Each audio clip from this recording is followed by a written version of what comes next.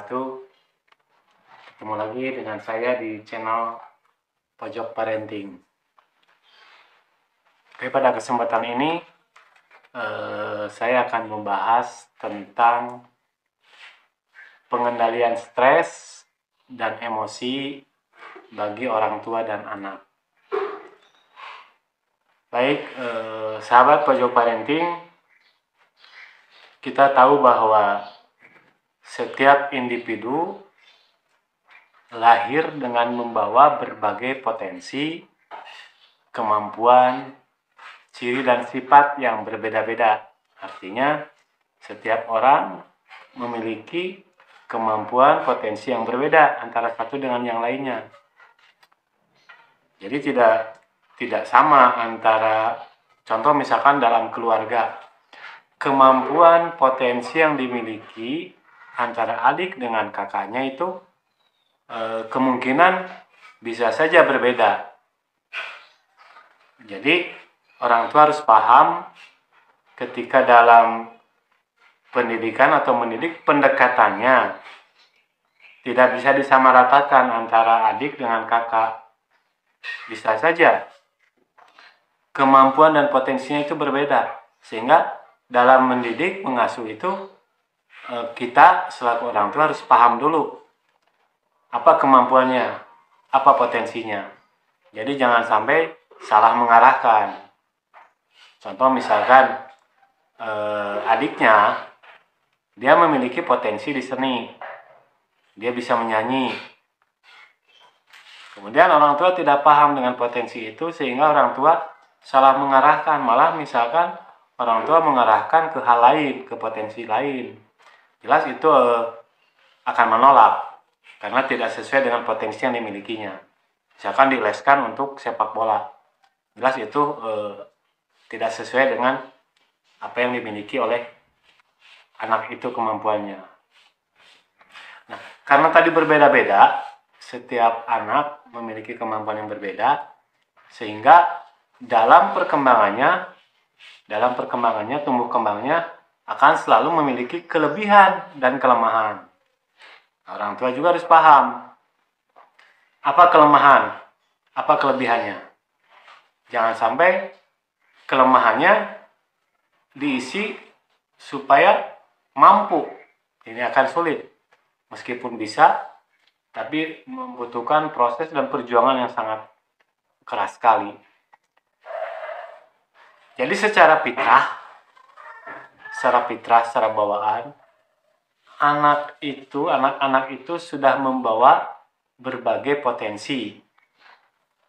Nah, baik itu kemampuan, kelebihan, kelemahan. Dan yang jelas, setiap anak cenderung atau setiap anak itu membawa atau memiliki sifat baik. Secara fitrah memiliki sifat baik yang ditanamkan oleh Allah. Jadi cenderung setiap manusia, setiap anak memiliki sifat yang baik. Tidak ada anak yang memiliki sifat yang jelek. Nah, tinggal di sini tugas orang tua, satu, menumbuhkan. Baik, sahabat Pojok Parenting, bahwa mendidik, merawat anak itu tidak bisa instan ya. Butuh proses, butuh waktu. Karena menumbuhkan, ibarat kita menanam sebuah pohon, hasilnya itu membutuhkan waktu, tidak instan. Ketika kita punya tanaman atau pohon, yang harus kita lakukan adalah merawatnya, menyiramnya, menjemurnya, sehingga tanaman itu akan tumbuh baik dan bagus dan menghasilkan hasil yang bagus. Begitupun merawat dan mendidik anak. Yang perlu orang tua lakukan adalah menumbuhkan. Kenapa menumbuhkan? Karena anak ini ibarat dengan benih. Ibaratnya benih. Dimana benih-benih itu diantaranya adalah benih kebaikan yang sudah ada dalam diri anak. Jadi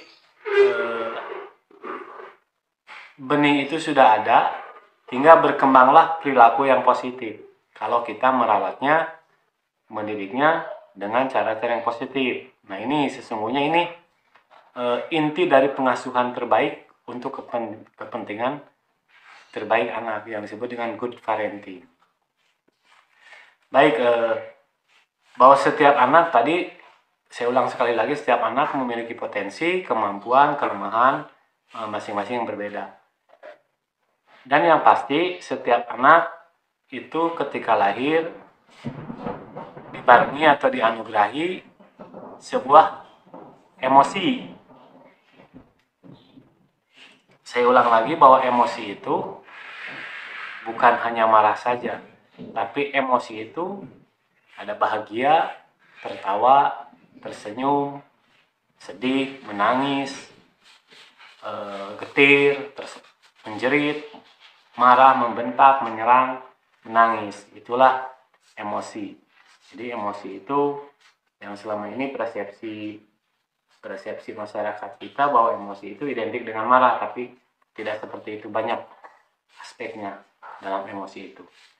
Nah, berkaitan dengan emosi, biasanya tadi emosi itu ada dua, emosi negatif dan emosi positif. Ya, emosi positif misalkan bahagia, senang, gembira, itu adalah emosi positif. Tapi yang sulit dikendalikan itu adalah emosi negatif, di mana emosi negatif ini kaitannya dengan marah atau amarah. Nah, pada kesempatan kali ini saya akan membahas tentang pengendalian emosi negatif, pengendalian emosi amarah pada diri orang tua terhadap anak. Nah, jadi para orang tua harus bisa mengendalikan emosi ketika berhadapan dengan anak. Yang jelas di sini emosinya emosi negatif. Oke, sahabat pojok parenting, orang tua biasanya ketika menghadapi anak, di mana anak itu misalkan memicu amarah kita muncul, terkadang sulit untuk mengendalikan. Yang timbul adalah emosi marah bagi orang tua terhadap anak. Nah, ada beberapa tips yang harus dilakukan ketika menghadapi situasi seperti itu. Biasanya kan ketika anak memancing, memicu kita marah, maka tanpa sadar, tanpa kontrol kita muncul emosi negatifnya, itu marah. Maka untuk mengendalikan hal itu, hal yang pertama harus dilakukan adalah ketika anak memicu, memancing kita untuk marah, lakukanlah kita diam. Kenapa harus diam? Karena dengan emosi marah, biasanya kata yang keluar itu tidak terkontrol. Meskipun kita sering mengucapkan kalimat-kalimat positif, tapi ketika marah, walaupun kalimat positif yang kita ucapkan, tapi intonasinya adalah negatif. Ini, intonasi negatif. Misalkan begini contoh.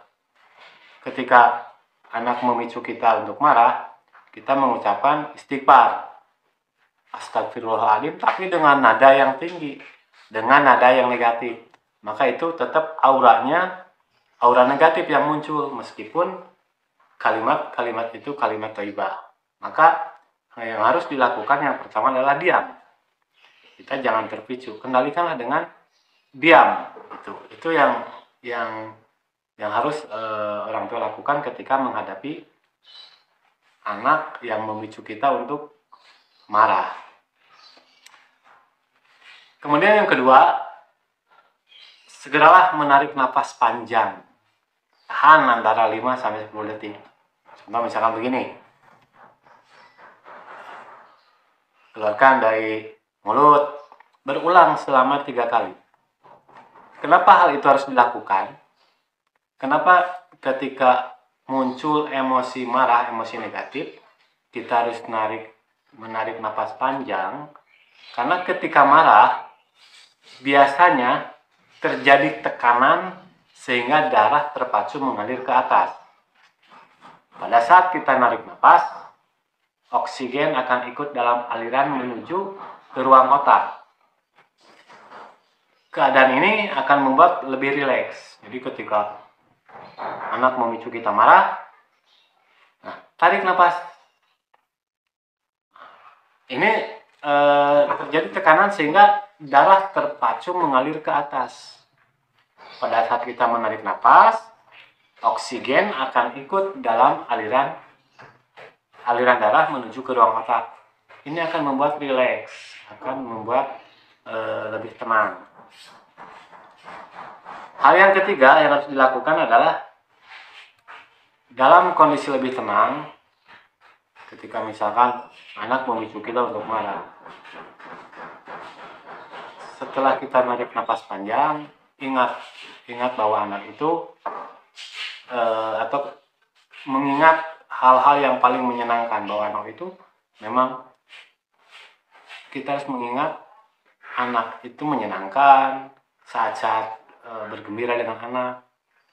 Jadi ingat hal-hal yang positif dengan anak, sehingga itu akan menurunkan tensi kita untuk lebih turun lagi. Jadi ingatlah hal-hal yang positif pada diri anak, baik itu kemampuannya, kecerdasannya diingat. Itu akan memicu kita atau menurunkan tensi kita untuk lebih rendah lagi. Yang keempat, berpikir positif terhadap perilaku anak yang sempat memancing marah.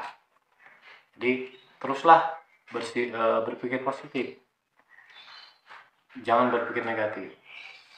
Kelima, komunikasikan dengan anak tentang perilaku yang memancing kemarahan. Artinya ketika anak memancing kita marah, jangan langsung kita